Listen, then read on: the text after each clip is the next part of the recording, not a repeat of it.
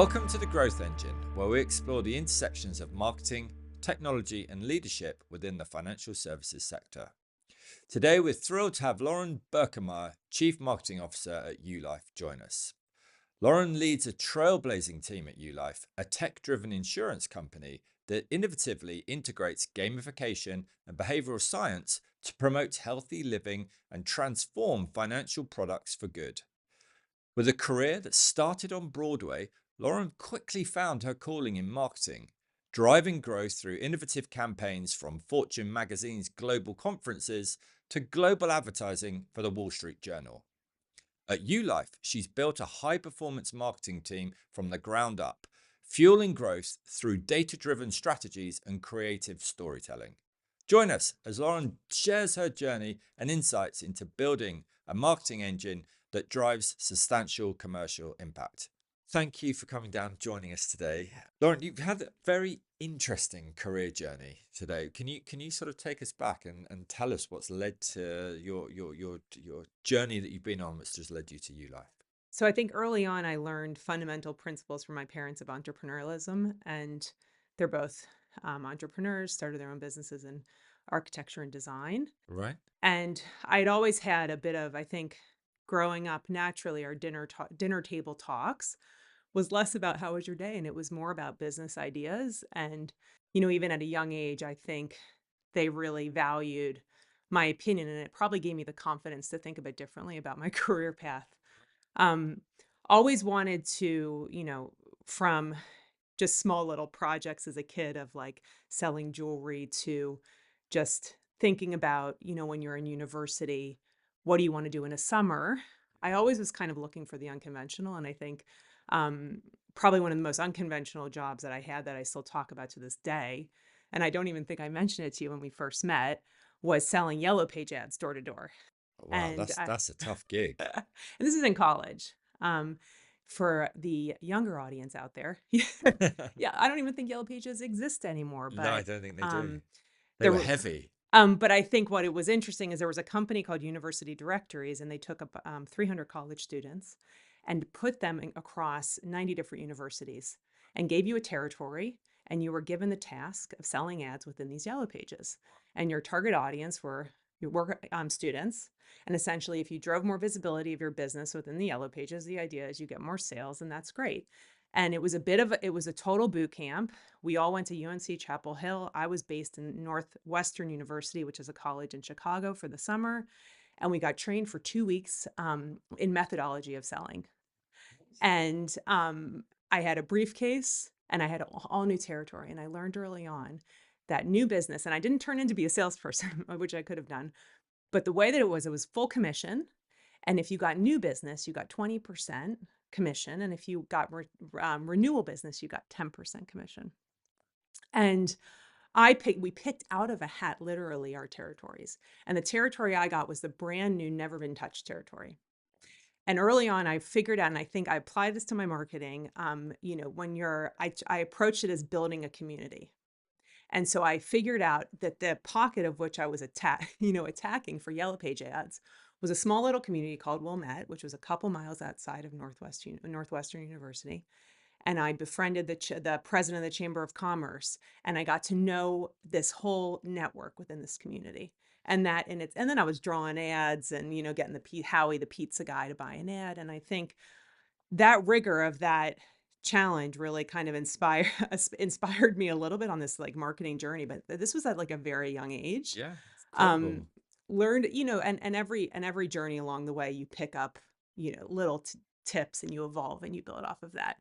Um, and so, had this very entrepreneurial experience. And I think I then thought that this sort of the values and the way and approaching the job market out of school was going to be like as a bit not I would take it as a challenge, but I wouldn't do it in the conventional way. Right, right. And this has brought me to Broadway. And I remember there was a moment, and I had a couple stints of internships at Time Inc. and another job I was at InStyle magazine as an intern. And after kind of the Yellow Pages and then doing a traditional internship, I was at the breakfast table where we always had our business ideas with my parents, looking at the time, they would get a subscription to the New York Times. Right. And the New York Times, actually, people, this is 2002. When did I go? 2002. They used to look at the New York Times classified ads to find jobs.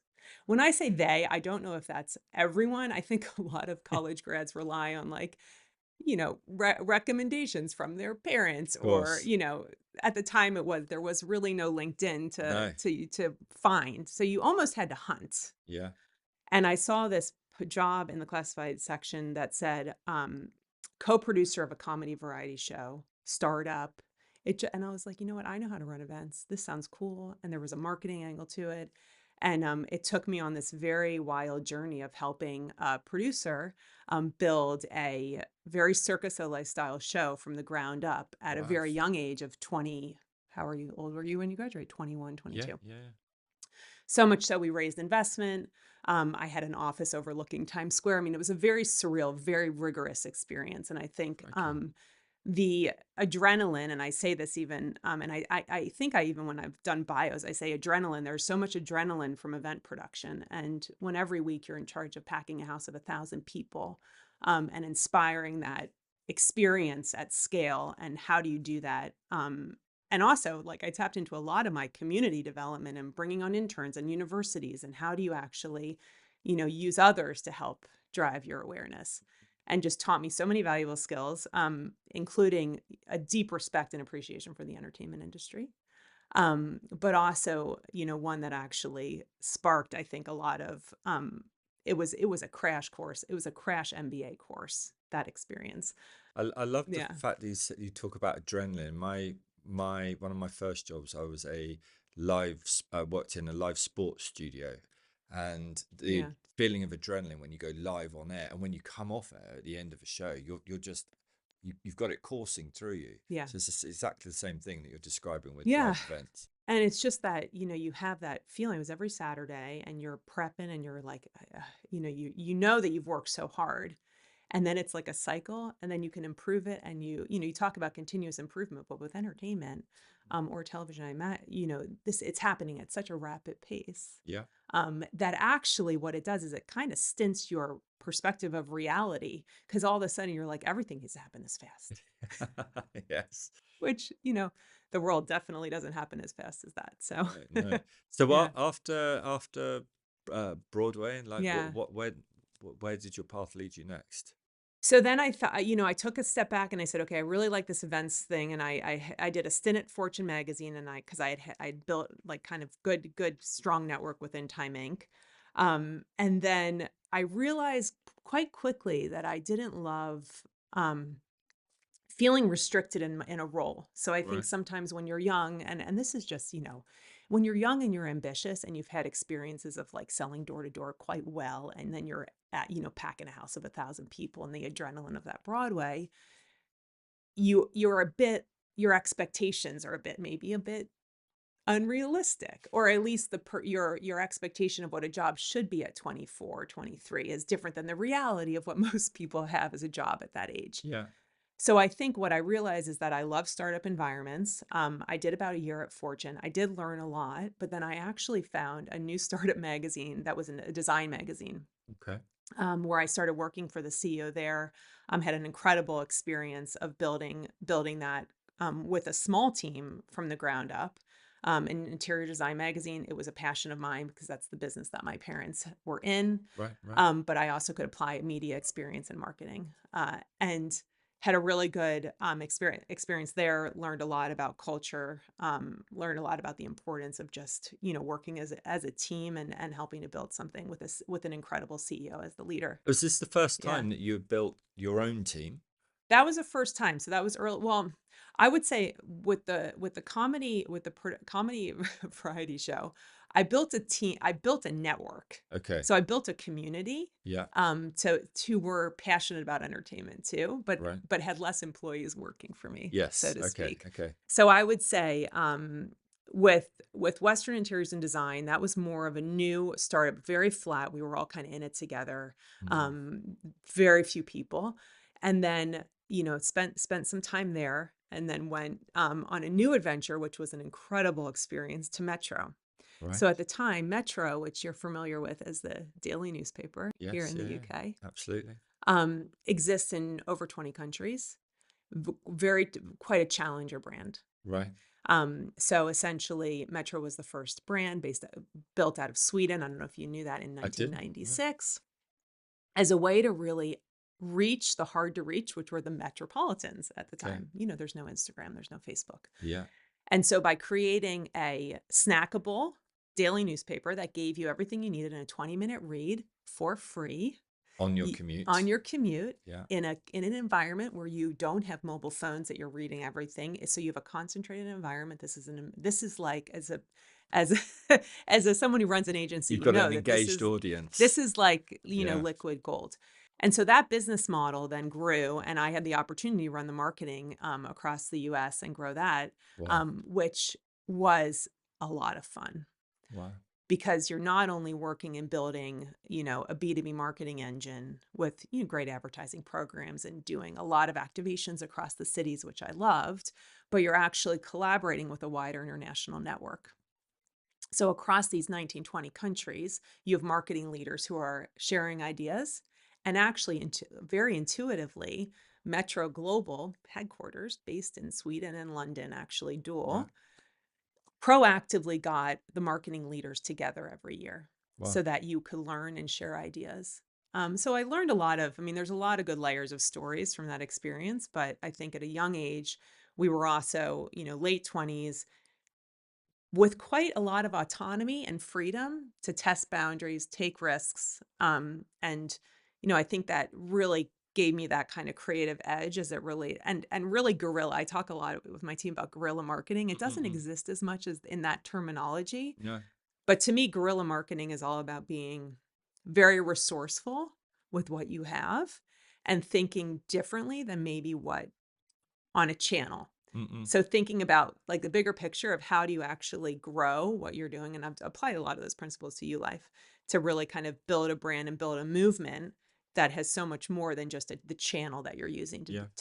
to communicate that message. That's interesting. I Yeah. was having a conversation yesterday and used the term guerrilla marketing. I haven't used it Had for you a said it while. And yesterday? yeah, Yeah, literally yeah, yeah, yesterday to yeah, a guy who's running a local radio station, yeah. bizarrely. And I can see how that kind of it's a sort of challenger, entrepreneurial, having to think on your feet and different. That's probably Yeah, and I just remember, like, I would do these activations with Metro in New York where it was really hard to get into Fashion Week without spending like millions to sponsor. Mercedes-Benz always sponsors it. Yeah. right.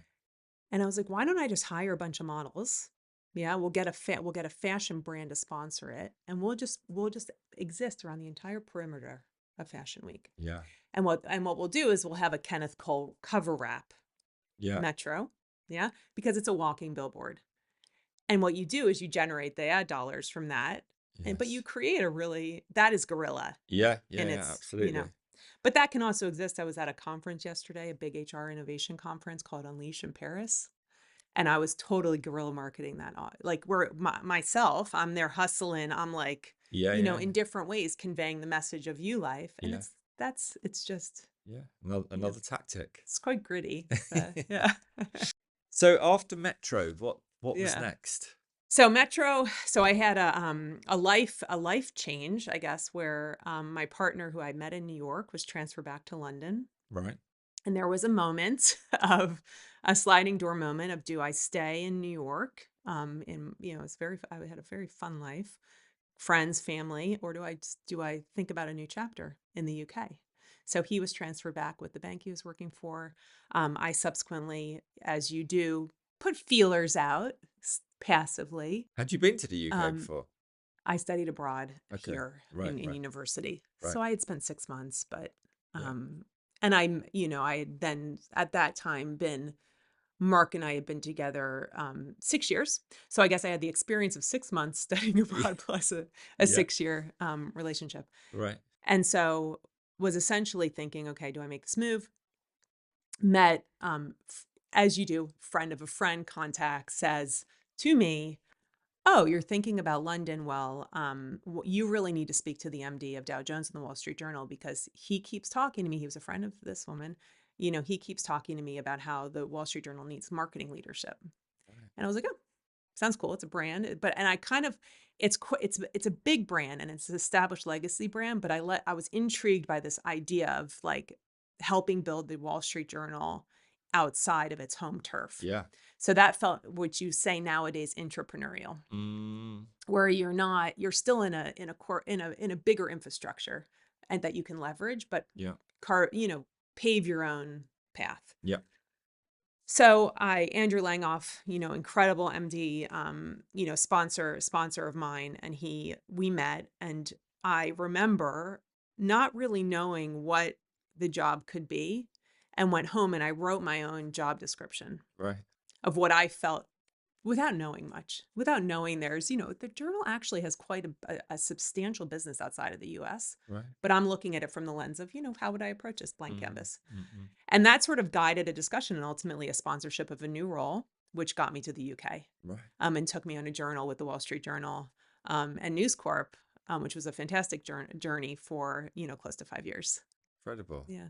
So after that, we're we're moving, I getting know this is a bit closer. of like my No, timeline it's to the fascinating today. though. This is, I mean, this is We might need a couple hours now. yeah, no, we're here, we're here. Yeah. How do we go from Wall Street Journal to Yeah. Yulife? And there's a key step in between. A couple things happen when you sort of, you land in an industry that at one point was probably the coolest industry in the world, which is publishing. Yeah. Yeah.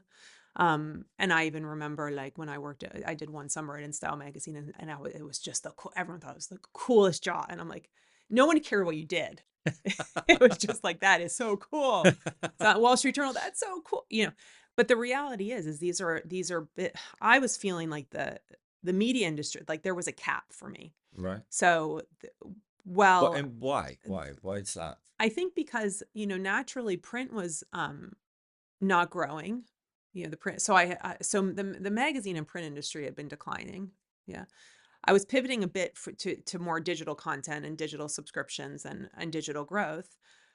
But I was feeling like, okay, there was like, it was time. It was time to sort of try something new and be challenged by something new. And I was like, what is this something new? We all go through this. As I learn about you, and I'm thinking, was the cap because of the adrenaline? And it's kind of like, okay, I'm not sure I if this think is getting enough for me anymore. I'm looking for something else. Yeah, and I think also like even, with the Wall Street Journal, my role changed every year. And I mean, with the time that I was there, there were 4 CEOs. I mean, it's quite interesting. Like, um, I, if you talk to like my friends and even the founders now at Ulife, I do love a bit of variety All right. in a measured way, but, and unpredictability. And I think that really drives me to startups being my space, Yeah. startups, scale ups, grow Yeah. ups. Um, And I think I just recognized that this time in media, I had embraced it as my own entrepreneurial journey in my own approach, which Yeah. did well at that, but then thought, okay, maybe I actually want to do something that's properly entrepreneurial. So then Yeah. I went on a journey, if I start, we all go on these moments of, what kind of business do you want to start? Now, while I was having this sort of debate in my head a little bit, percolating the ideas of the future. Um, Baby number one. So Right. what happens with baby number one is you're like, man, I've been in, and I'm going to say New York's quite a rat race. But when I say rat race, I mean, you've been working your butt off, Yeah. um, growing your career, proving yourself, et cetera. And then you're like, whoa, I have a year, like I have a year off. What the heck am I going to do? And this is empowering because I mean, not only there's so much, I embraced it in the sense I found every single possible like activity you could do with a child when Bet you did. when Yeah. you're off, and, really use the time to build great new friendships, et cetera. But it also gives you that opportunity to have a To think. think. Yeah. Um, I'd always been very, very interested in, I mean, I'd been an athlete growing up, very interested in wellness, um, passionate about health. And I, took that kind of passion and I then channeled that for a bit to become certified as a health coach. I did personal training certification. So I did this when my daughter, Catherine, was like well, when I say a little bit older, it might have been 8 months old. Yeah. Right. Yeah. Yeah. So kind of pursued these other avenues, and then, was coming back from maternity leave, and decided, okay, I'm gonna go a bit high. I'm gonna do a bit of a hybrid. I'm gonna stay because I met this incredible woman who at the time was the CEO of Future, Right. Zilla.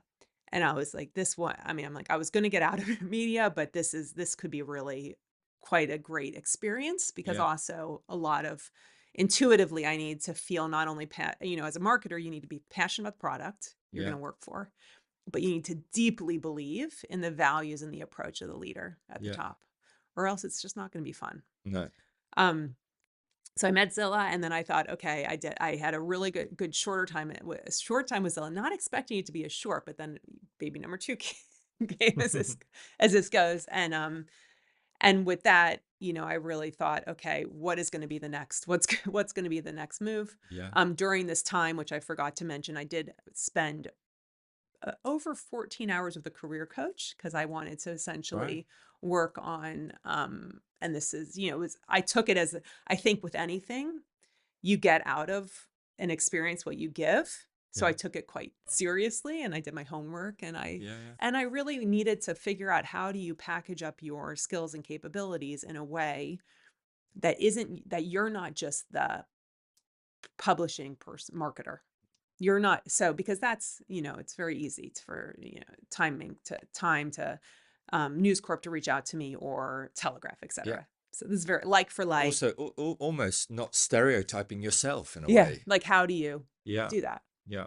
What's interesting that career coaches can do, from a extent or a friend really, or your dad or what, whoever is your mentor, is look at you from the outsider perspective and actually put threads together that you didn't know you had. Yeah. So things like Metro being bought by a private equity company. I had not had PE experience, so I didn't know that was an actual thing Mm. that I could talk about. I was looking at my experiences like changing the way advertising was packaged and sold in a quite disruptive medium, but not thinking going through an acquisition, which we did, Yeah. and then building up and how do you then transition the culture and the strategic approach of that business. So I think there was a lot I learned from that career coaching to really package myself up and think about. The other thing I learned, which is quite interesting, and I think it also got Jamie True, who I'll talk about, to take a chance on me, was public advertising was um, some of the hardest thing in the world to sell. Like advertising is very hard. Is very hard. It's not. It's gritty, Yeah. and you have to be very resourceful, even as a marketeer. You don't have big budgets. The margins are quite slim. And so it's a real hustle, Yeah. advertising. Publish irrespective, and I'm speaking about it from a publishing perspective. Throughout my time working in this industry, I was figured out how to be so resourceful with budget. And whether that was like even at Metro, I bartered. I traded all our parties for ads. I did all of our Christmas presents. I did loads of activations, leveraging the reach of Metro, and so I hardly spent any money, Yeah. but Yeah. got incredible reach. Mm. And so I think ultimately those elements, that it wasn't just about did you work in this sector, but it was actually how did you approach a sector that is challenging, that you need to innovate and think about different ways to actually drive that visibility and strength, rely on creativity to package things up in a way that hasn't necessarily been done before. So a lot of those learnings, being in media, then triggered, and I think I happenstance came across a business called LifeWorks when I was thinking about, what was my next move going to be. And I met Jamie True, who's serial entrepreneur CEO, and he was building this business, which was a mental health disruptor in the employee benefit space. Right. He had built apps. He had built very successful companies before based on consumer app technology, big retail bank apps, et cetera. Had been a proven entrepreneur. And really had this mission to now, use his talent as a force for good and really drive change with how mental health was delivered and how employees are supported by their employers. Early days, 2016. Yeah, now it's, a lot more popular. And he saw the grittiness of my background Right. and was like, this woman is going to hustle. She can make And stuff yeah, happen. and she can make stuff happen. And I also think, a lot of marketeers, if you're commercial, it's so critical in B2B marketing. I mean, any marketing, that you understand how that business grows, Yeah. and you understand the levers to drive that growth in collaboration with sales. But it is very much equal parity when I talk about like sales and marketing and that dynamic. So I think he loved the hustle, and he said, this she can really like help me drive this business. And we went on a really, very meaningful journey. Great team in the UK, ended up overseeing, a whole global team with LifeWorks.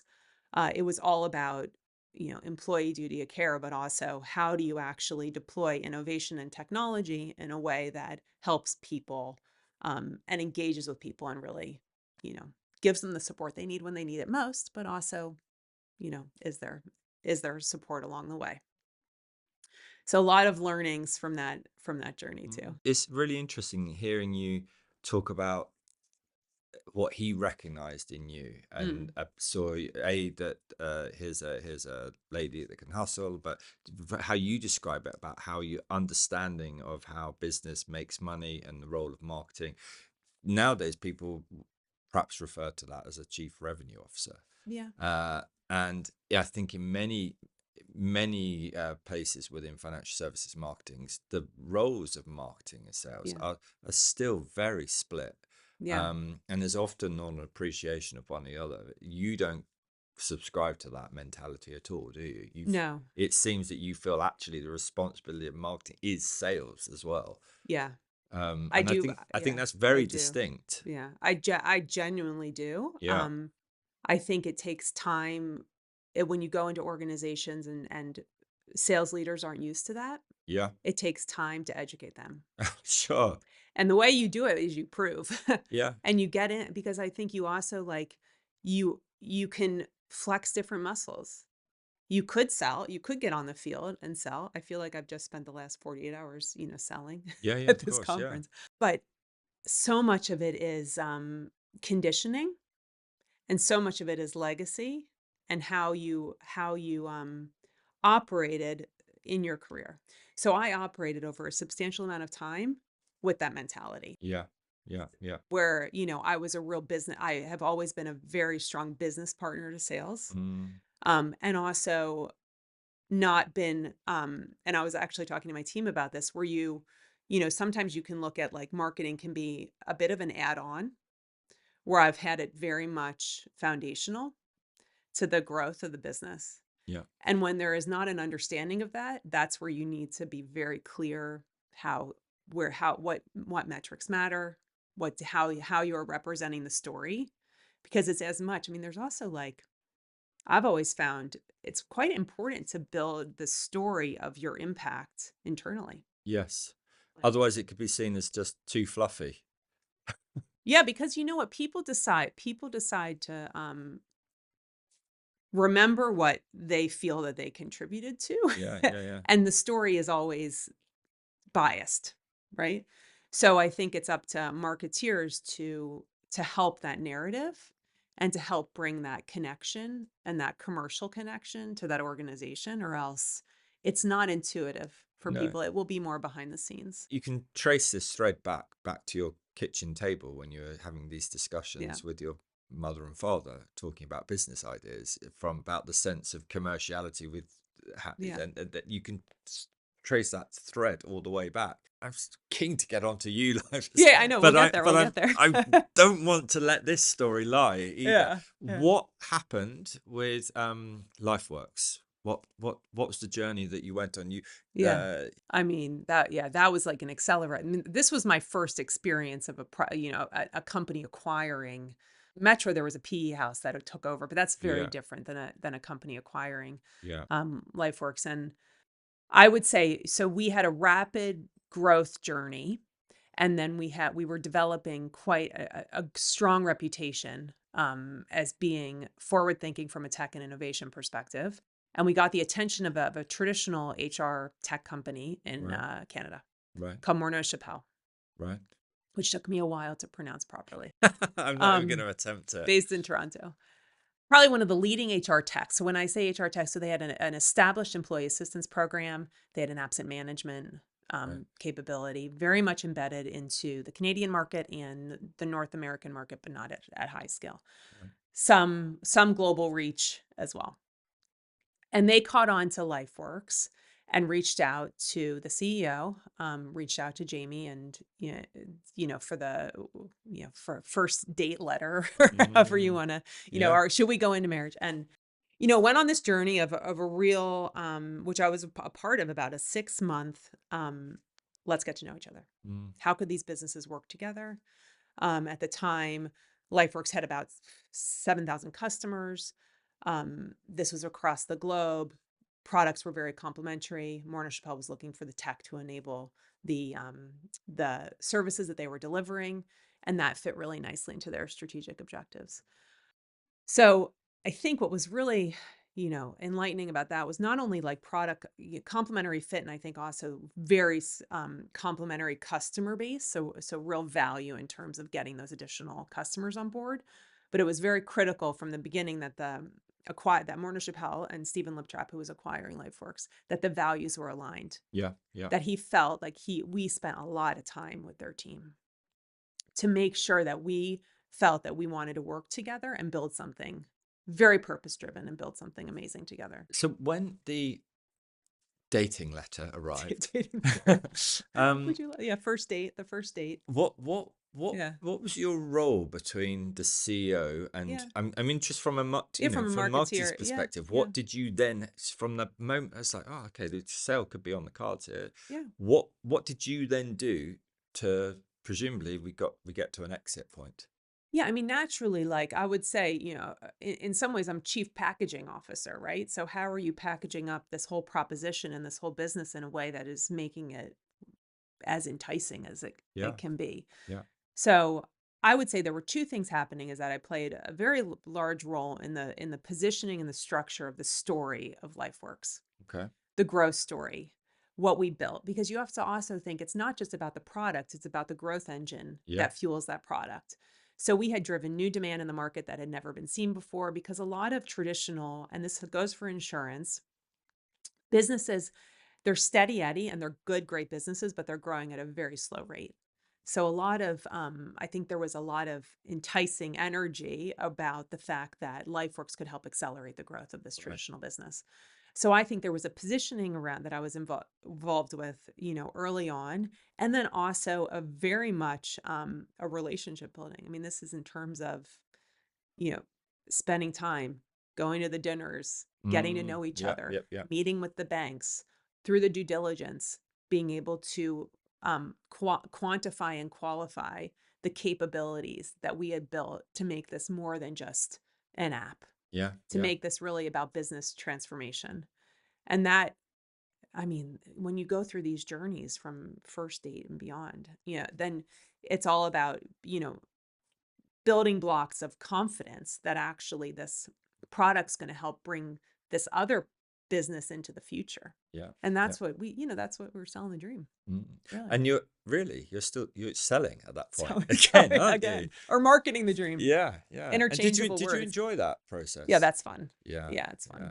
Any marketeer loves to I think bring a bit of new energy and new perspective into an environment. And I love that we could infuse this new capability and be underdogs in its own right. I mean, and when I say underdogs, this is a company that at the time had grown to about 500 people. Morna Chappelle was 6,000. So this is quite. Yeah. And for me, it's quite exhilarating to be able to see, wonderful people with an incredible foundational business identify that, there's more out there, and that we can help guide them into a new frontier and lead by example and show the way in a new way. And that's always quite exciting. Absolutely. I would say. What then led you to So then we're at Yulife. Yeah. So I would say once the acquisition happened, and, naturally, I think when you figure out where your sweet spot is through time, that's experience. because you really don't know. I mean, I feel like I had been in a constant experiment for many years, a little bit. Um, but really had recognized that the most joy and the most fun that I had was building Yeah. from the ground up. And so I felt like I had really achieved that at LifeWorks, and now it was what's the next step? And I think when I was having this Was there a break in time between the two? no, No. Okay. I mean break for Christmas. Right. It's No, this is there yeah. was not there was not. I also went, yeah, I wanted also the transition to be smooth, because I also think when you help build something and you're quite passionate about it, it's you want to leave it. You want to Yeah. leave in good standing, and you want your legacy to transition, well, and in the way that you feel like it deserves. Mm.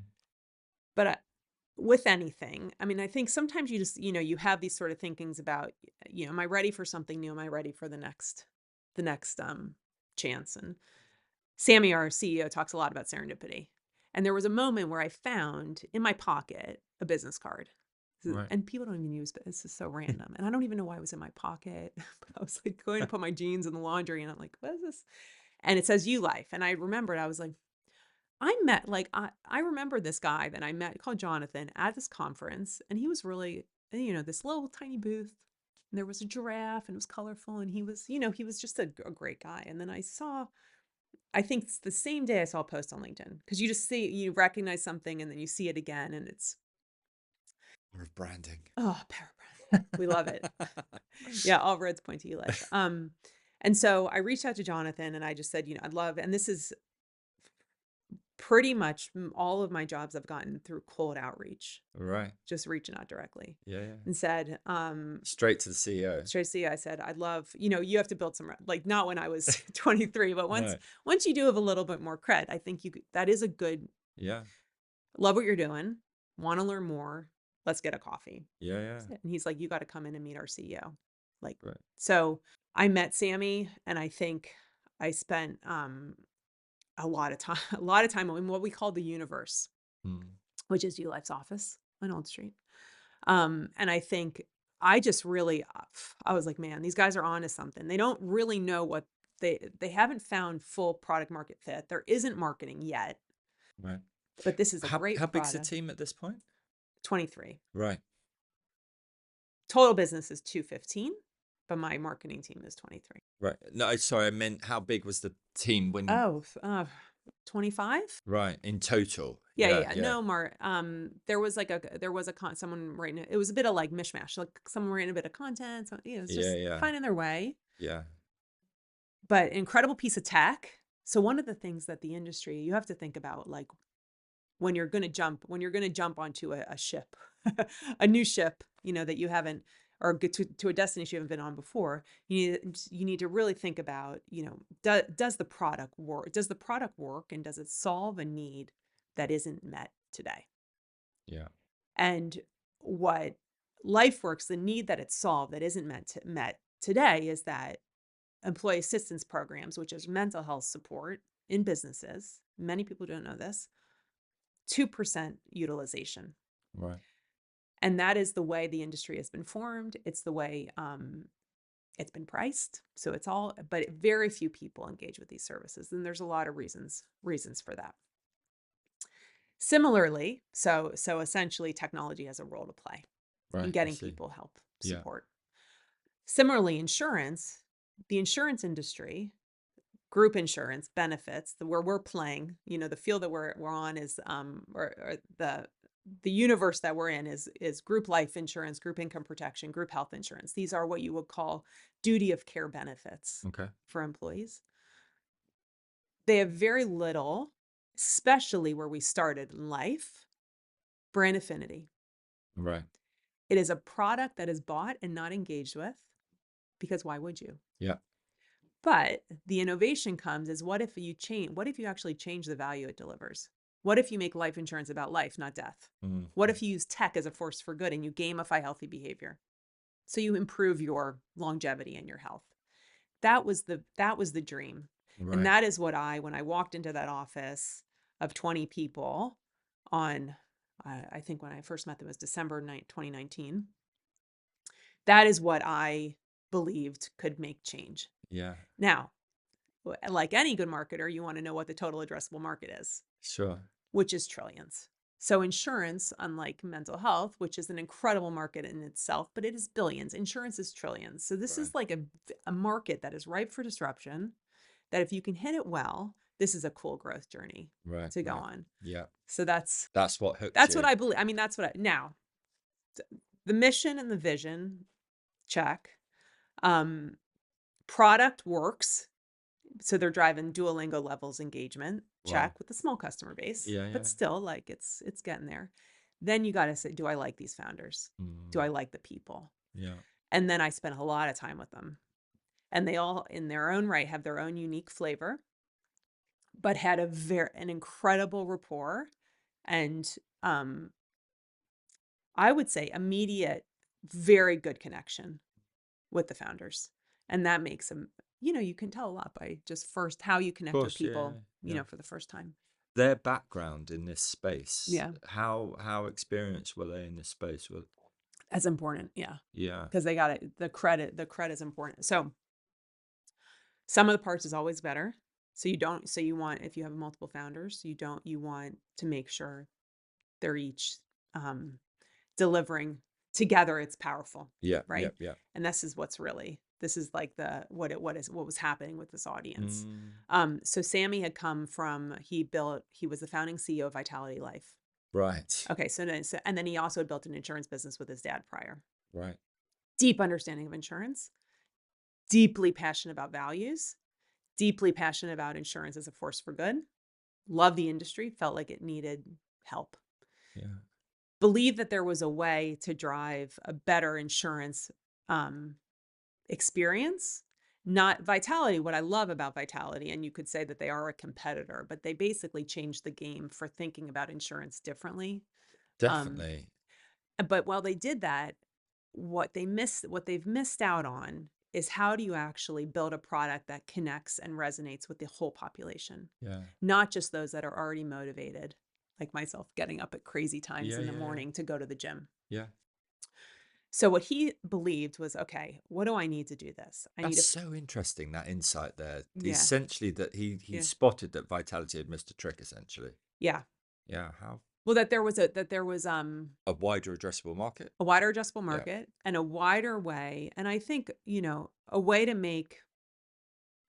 I guess if you think about, Sammy talks a lot about win-win, but win-win is relative to how people use your product.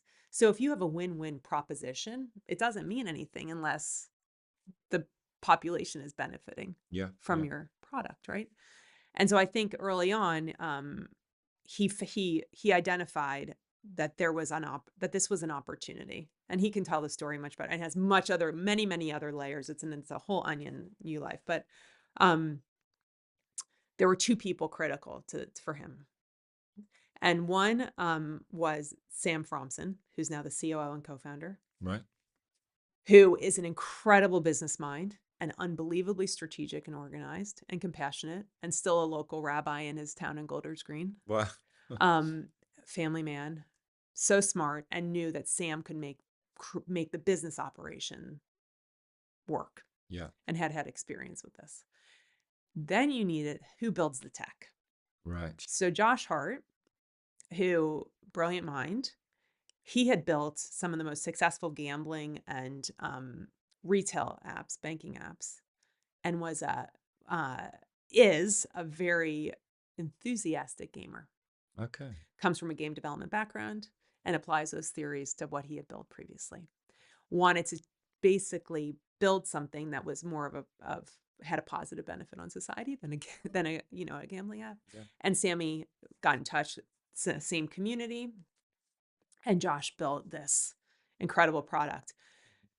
So the secret sauce in the product, and then I can talk about the marketing secret sauce, but the secret sauce in the product is all around how do you use gamification to drive healthy behavior through small, simple, everyday activities Right. Right. like walking, like Sudoku, like Yeah. meditating and biking. Yeah. And you reward the population for that. And those individuals then can convert what we call Ucoin to actually then get Amazon vouchers. They can get their Tesco groceries or like clean the ocean, Yeah. plant trees. Yeah. And they go on their own personal journey, and it's all nudge and game theory. And then you get surges on a Monday morning when no one tends to walk. You say, we'll give you double the U coin on a Monday morning. And then you go through levels and you earn more and then you win. Yeah. The byproduct of that is that you then get a happier, healthier employee base. Brilliant. There are knock-on Win-win. effects. Win-win. There's naturally like less people, less people are sick. We offer incredible access through our program to virtual GP and mental health support. And because people are using the app every day, they're getting access to those services easier, and you're driving up utilization. So that 2% I was talking about with LifeWorks is now Yeah. going to 10, Yeah. 15. So this is really positive. And then ultimately, what the other win is for the insurance carrier. So what I didn't mention about Yulife is that we are essentially an insurtech. So we partner with MetLife, we partner with Bupa, we deliver the whole front end experience, we deliver the gamification, we deliver the daily engagement, and these incredible best-in-class insurance carriers service the claims and Amazing. do what they do best. So that's What a where fantastic business like model. the ecosystem comes Yeah. together. Yeah. So thank you for giving us that overview. That was a bit of a long one. I'm delighted we've got to Good, we Yulife got as well. yeah. So Yeah. let's go back then to you went to the universe in Old Street. Yeah. 25 people in the business at that point. 200 now, did you say? So what was the marketing role that took you from 25 to 300 Oh my people? gosh. And can Yeah. you give us the Like the curvature. yeah, Yeah. I'd like to sort of understand what was your kind of marketing mission when you got in there now, when you got in there at that point. Yeah. Hear about that, but I'm keen to hear where you are now and what's the next part Yeah, look like. the tomorrow. So first off the bat, when I got hired, I said, if I'm going to join this business, like I'm going to say a wild card at the time, which is okay. I mean, I tell the guys that like, I'm taking a chance, Yeah, on the underdog in it. I don't even think it's an 800-pound gorilla. I think it's like whatever the biggest gorilla that's ever existed in the world is this industry that we're operating in. And I said, I need to bring this one individual with me right away. right, And this is Shay.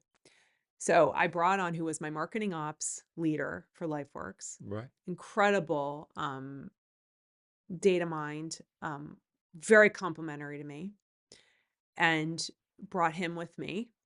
And from the very first task was getting what is now revenue operations within Yulife, the foundation of the CRM operating, which we use HubSpot, our data and segmentation, like where are we fishing? Who are these customers? Let's look at what we have. I think at the time there were maybe 40 customers. We're now 1,200 customers. So it's, yeah, and just really building just foundationally, that was critical first. It was the data capabilities and the tracking, and just like, let's just get our house in order. yeah, With that, you start to then, so for me, what was very important early on was to establish credibility as a group life insurance provider. okay, Yeah. So meaning like people need to take us seriously. yeah. And when you say Yeah. establish credibility in whose eyes? What's the In the industries. So yeah, this is like, I mean, we're in a market that we're selling directly to HR directors, but also to advisors. yeah, okay, There had been very few new entrants to the group life industry, which we call group risk in the benefit space. And so there will be natural skepticism. Yeah.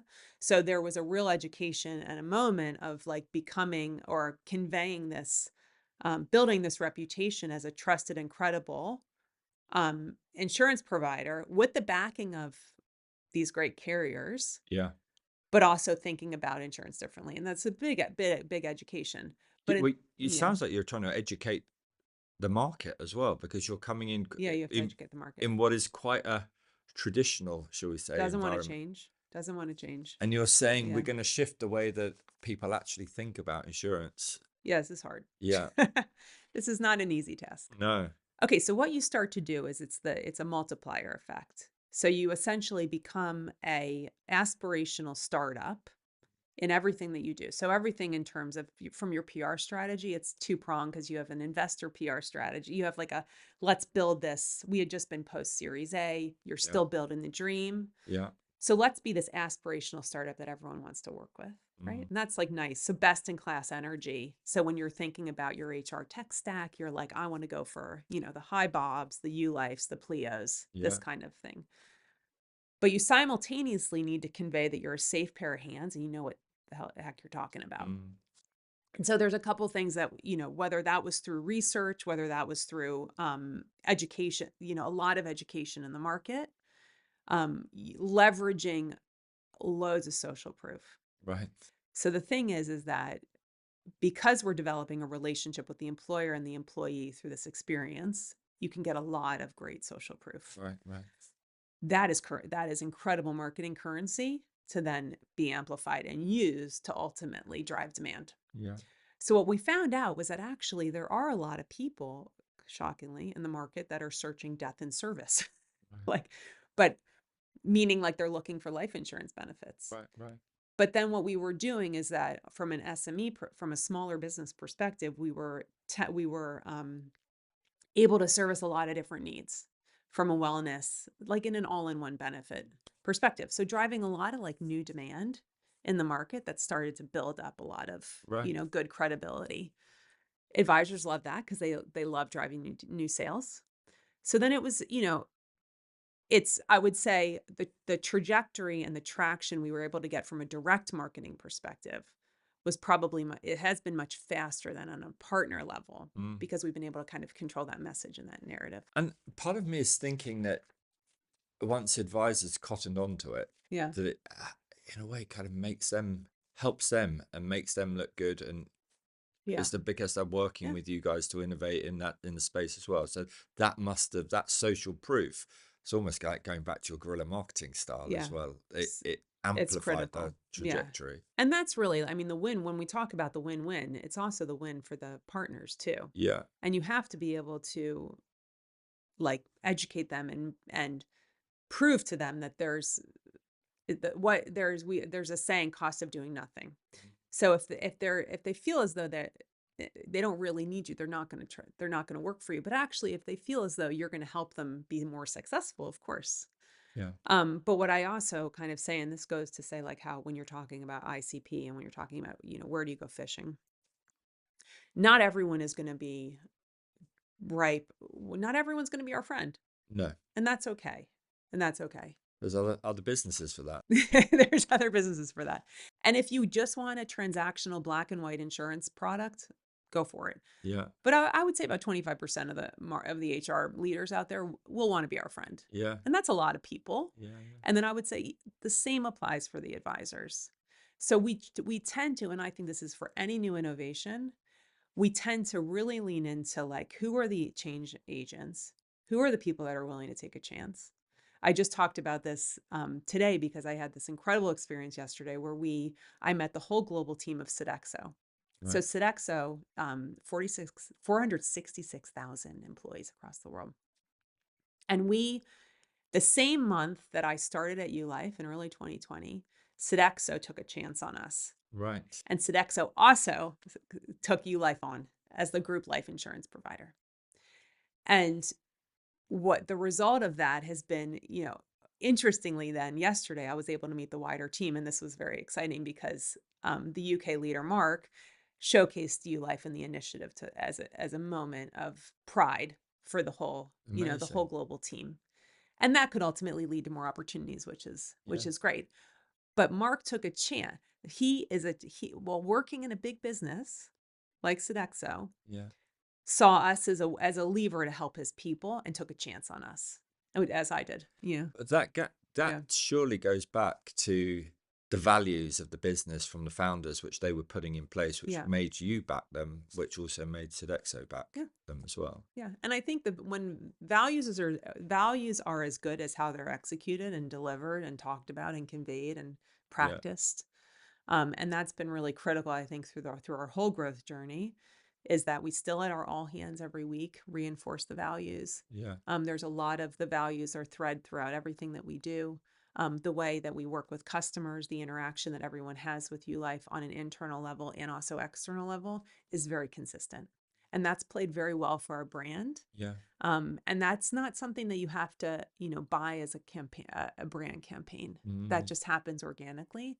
And I talk about that multiplier effect. If you can get your founders and your teams and all your customers and everyone sort of pushing in your direction, the social cloud and the value of that elevates you so high that Yeah. that's really, And that that's really powerful. once that momentum starts, Mm. it's like a snowball, isn't it? Yeah, It's it's hard to great. Well, stop. yeah, flywheel effect. Where are you now with Ulife? What's Yeah. the momentum is building, has built? Yeah. You've been there 4 years? You're close to 5 Oh, and yeah. yeah, in the end of Feb. Yeah. And so what have you been working on this year? Yeah. What does next year look like Yeah. for you? I mean, I think the biggest change now, so, I talked about Shay and RevOps, but then you essentially need to think about bringing in talent across the different disciplines Yeah. and the functionalities. So you You've bring got a in those team of specialists. 23 Yeah, now. so you bring in these specialists, you bring in your demand gen and your design and your proposition and your partner marketing, and you bring the and you cultivate this team to then, you know, set your OKRs and your metrics and your goalposts and your Mm. North Stars and get them collaborating. And there's a lot that's gone into that. I would say now where we are, because we've gone, you know, startup, it's just like it's just fast growth, and you're cooking. And then, we're now in this kind of grow up where we need to be more methodical there. And when I say more, still take risks, but be very like, evolve the way that we look at the data, evolve the way that we look at how we're spending our time, um, and just continue to hone in on, what does the market need and how can we grow? Now, there's been evolution in the way that in what we sell too. Hmm. So I would say there was simplicity when you're just selling life insurance, a market that had not been touched for a long time. There's not a lot of loyalty and not a lot of brand recognition. We've now evolved. We're selling health insurance. Yeah. Health insurance is much more competitive. You have to flex different muscles in order to drive that demand and that growth. I lean into Bupa a lot, which is our partner, because of their brand heritage and legacy. I would say in general, as you get bigger, you become just more sophisticated in the way that you're targeting and attacking the Yeah. market. Yeah. Um, we have now a lot more data. We have a lot more capabilities from a CRM perspective. We have a lot more tools. So it's keeping up with those tools, Yeah. making sure that we're very personalized in our approach and still very proactive. And I think a lot of too is when you start building out a team in specialist areas, you need to really focus on how you are educating them all to that North Star, so that you aren't just looking at, your lead numbers, which your designers might be like, I don't care, that the designers know what they're creating and how the efficacy of those ads relative to the bigger picture. And that empowers everyone. So I work now, I would say, a lot more on not just proposition and packaging, but how do you actually tell our cohesive marketing story so everyone feels very empowered together by that, rather than in those silos, which can oftentimes happen as you grow a team. How do you find it on a personal level? Because you've come into ULife as the marketing department. You've Yeah. now got a team of 23 people, then your role within, whereas you were probably very much the doer and doing Yeah. everything, Yeah. is now that you're the leader, Yeah. there's a lot of management there. How have you found that personally as a marketer? And Yeah. how, I'm just Yeah. listening to your story, I keep going back to the word adrenaline in my head. Yeah. Yeah. So Yeah. where does that adrenaline now come Like, from? where do you get that? I mean, I I've had a lot of joy, like building this team Yeah. and just hiring and finding the talent and empowering them. I think I'm always going to be someone who wants to kind of get into the weeds. Yeah. And I have learned to like let go Yeah. more and empower that. So that's a skill in itself, Um, learning to let go and oh man. Yeah, trust other yeah, yeah. people And to, trust. yeah. I would say through my random acts of new initiatives and a bit still experimentation. Hmm. So, like for example, this conference that I went to in Paris, I never the organizers have always wanted us to sponsor, Right. and I've always sent someone from the team. Okay. And we've never really, and they asked me again this year, and I was like, you know what? I'm just going to go because I'm going to see for myself. Yeah. And I think what I did, I mean, I hustled the crowd. So I did deploy some like sales energy, but I learned a lot by just being on the field. And I think Yeah. I'm still on the field. That's really important to me. Yes. Yeah. But I also think I trust my team to do a great job. What I do like encourage them to do is that I believe collaboration earlier, asking the questions, getting the feedback in an agile way is still really important to me. Right. Right. So what I say a lot is I don't love the big reveal. I don't need the big reveal. Like I'd rather be on the journey with you along the way and Yeah. help you. Yeah. Um, and because that's really where teamwork and your most effective results come into play Yeah. when you're really working together on Interesting. that. So where is Yulife going then? What Yeah. is What do we? what are you focused on now? What does the Yeah. next 12 months look like? So there's a lot of focus on the international Mm. growth. So I would say the UK, we're in grow up with the UK, we're in 0 to 1 in Yeah. Japan and the US. Okay. Right now, we've just deployed a team and built a small team in Japan with our partner there, Daiichi Life. So Fabulous. we're really excited about that. And interestingly, the app experience has gone down unbelievably well with Japanese culture, which is always Wow. how does it work? But I think the gamification and the style and the design has really resonated Yeah. incredibly. And we have wonderful supporters with Daiichi, who's also a key investor for Ulife. Brilliant. US, we are now in some very great conversations, and the path there is around building out some really deep carrier partnerships. Right. Because what we believe now is that we've earned the right to show the impact that we can make with an insurance carrier. And that will enable us to get the scale that we believe we can like help impact lives of Yeah. many more people. So whereas I would say in the UK, it was like stand on our own 2 feet, drive the demand, very, it's hard yards, but we've done it quite well, good product market fit. Now it's how do we take all those learnings and all that value we're driving to insurance and really find the right partners in the US to then, help impact in the same way Yeah. there. Yeah. I'm just thinking back now. That sounds like it's you're gonna have your a lot of fun in the coming Yeah. 12 months to Yeah. Yeah. Japan, and Yeah. you're gonna have your hands full as well. I'm intrigued if there's, when you look back on this journey, I don't know how often you get a chance to reflect, but you've had a No, phenomenal it took career. longer than I was like, man, this is But should have tightened it up a bit, but no. when you Yeah. think back, and is because it doesn't sound like you've taken many steps wrong along Yeah. the way, and I'm just Yeah. wondering if you look back and you think back to yourself when you were kind of in, you know, What carving out would you that do? territory with the yellow pages, if there is anything that you would Yeah. have said to yourself about, do this differently, or be bolder here, or Not real. I operate in such a way that is so much about like embrace whether you call it eternal optimizer. So I learn a lot. I mean, there are mistakes that I've made where I would have done something differently. right. Like, I just worked on a very long process on a potential partnership and we didn't end up winning it. And I look back on that, but then it was really important for me to reflect to the team what would I have done differently, and it's very important to then say that's a learning, Right. right? You naturally hire some talent who you think are going to be great and it just doesn't work out and you learn from that and then that helps you. It's the building blocks.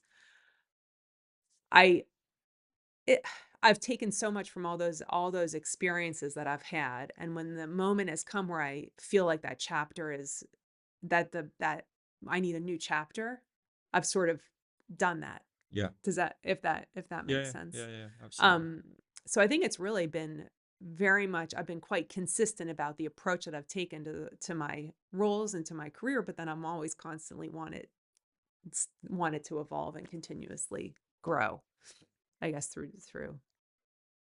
But it's not insurance is a tough industry. You like Yeah. choosing tough industries as You know, well. There's a this is pattern there. like there's a pattern. What would be I'm trying to think what's a not tough industry? What's an easy Well, industry? I don't know. What do we think? Yeah. It's hard. I guess they're all Professional Formula One driver. That sounds professional. fun. Yeah, that sounds fun.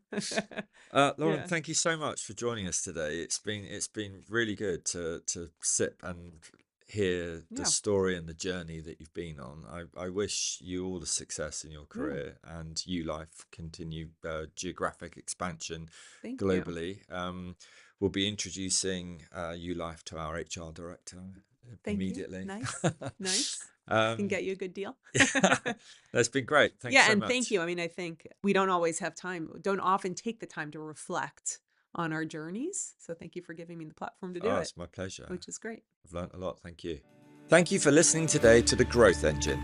If you enjoyed this episode and like to hear more, please do subscribe wherever you get your podcasts from and follow us on LinkedIn for regular updates or on hubagency.co.uk. Thank you and see you next time.